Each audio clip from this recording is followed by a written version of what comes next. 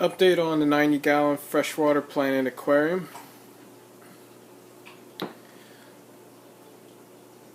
Second tiger lotus is showing signs of new growth. Added several, like 3 or 4 additional, actually 5. We have 1, 2, 3, 4, maybe 5 or 6 additional leaves. And this one is actually starting to show up new growth there. I don't know. And then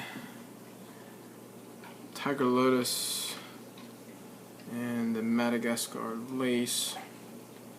There is a lily pad that has twisted itself into the Madagascar lace, so it seems like they are working with each other, help holding it up. And Madagascar lace continues to grow, and need to get it a little bit untwisted there, but I'm happy it's getting flow. No new updates on the livestock. Everyone's doing fine. No new fish have been added. Everyone still a little bit sign of ick on the black phantom tetras. There's still 3 of them. And I have about a dozen or so of the Pristilla tetras. And then 2 of the glass or bloodfin tetras, the ones with the red tails back there. They're hiding now. And then the bleeding heart tetras, still have 2 of those, and they're hiding also. So the plants are doing well. My swords are, I don't know, deciding if they're going to melt. I need to get in there. Whenever I dose with any of the, well, maybe not any, but I notice whenever I dose my liquid ferts, they start to pull back and show some signs. That one in the back. The ruffle plants are doing really well. I have a Winty back there that is starting to benefit from the dosing of iron. 10 milliliters of iron is now being added to the tank right now on a weekly basis. And okay, so I've added a second AquaClear 110 there on the right. And let's see, what's the temperature? 83.5. I dialed down the temperature. I was trying to head to 86, but I noticed that my pH creeped up along with the increase in temperature, and so I am going to settle around 82, 83 right now. And the second AquaClear 110 is actually empty right now, and what I'm planning to do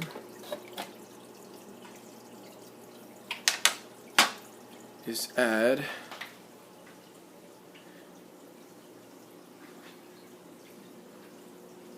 some more media, some more mechanical. And right now still no liquid CO2, no CO2. Up until this video, no carbon or chemical. No dosing of any type of medicine or anything like that. And what I've noticed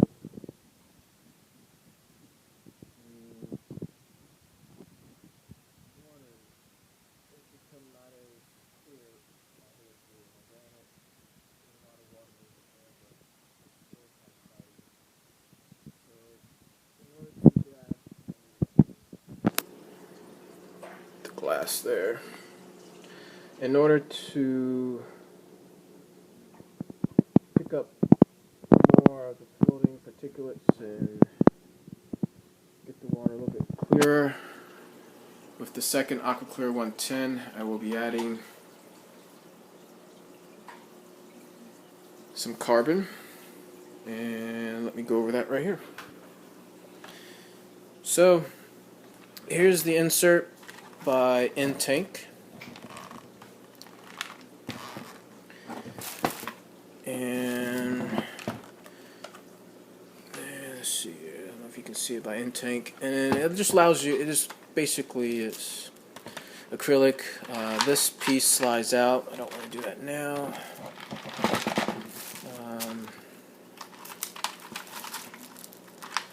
And basically I'm just going to put some Seachem matrix here and some Fluval bio there, and then just some filter floss.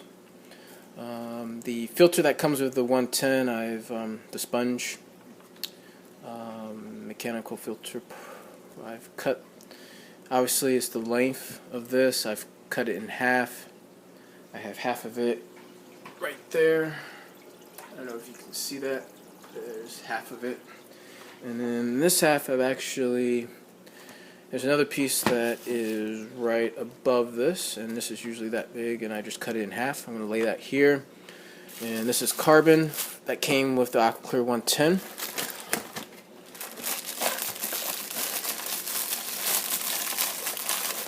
It comes with,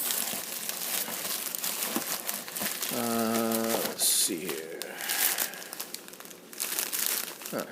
Well, that's the carbon that comes with the AquaClear 110. Obviously, this is not. This is, this must be the carbon that came with the Fluval 406. So let me toss this aside.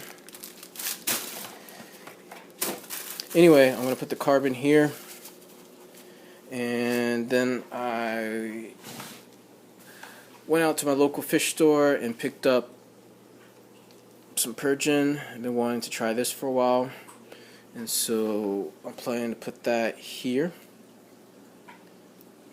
and slide this down into the AquaClear 110.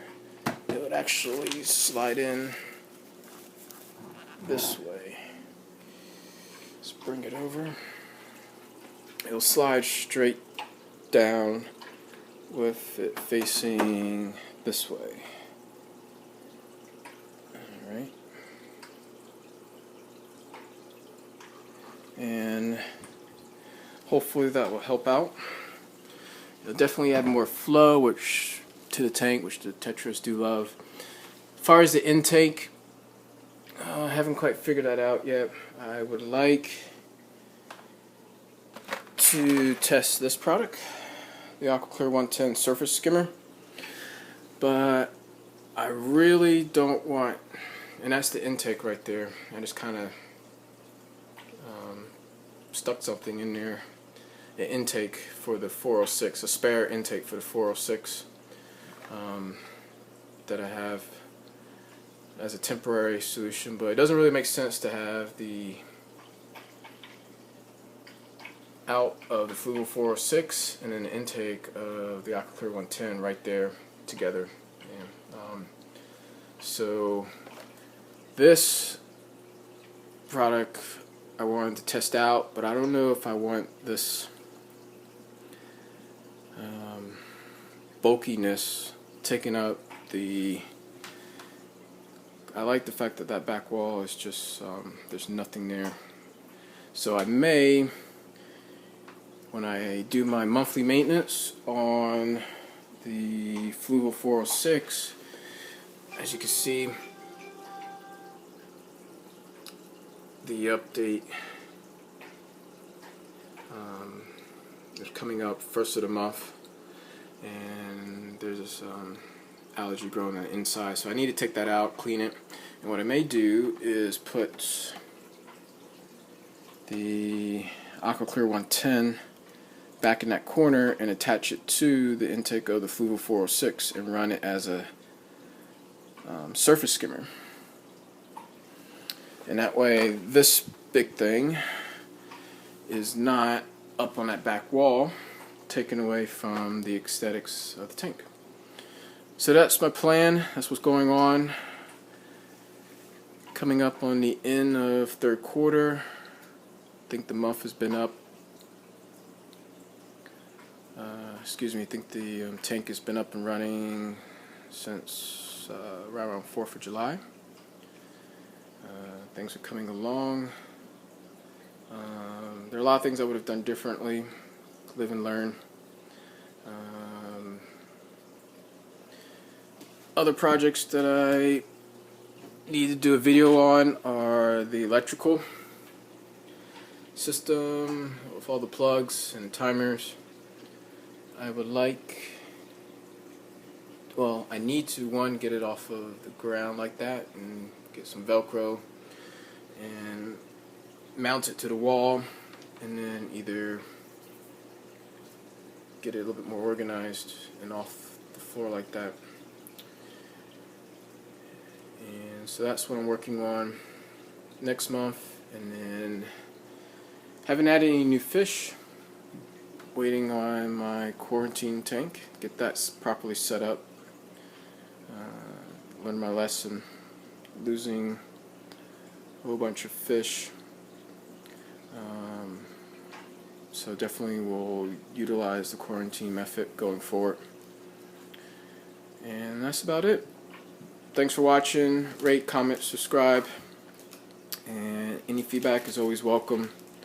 And if you have experience with any of the AquaClears, as far as like modifying them, things like that, love to hear about it.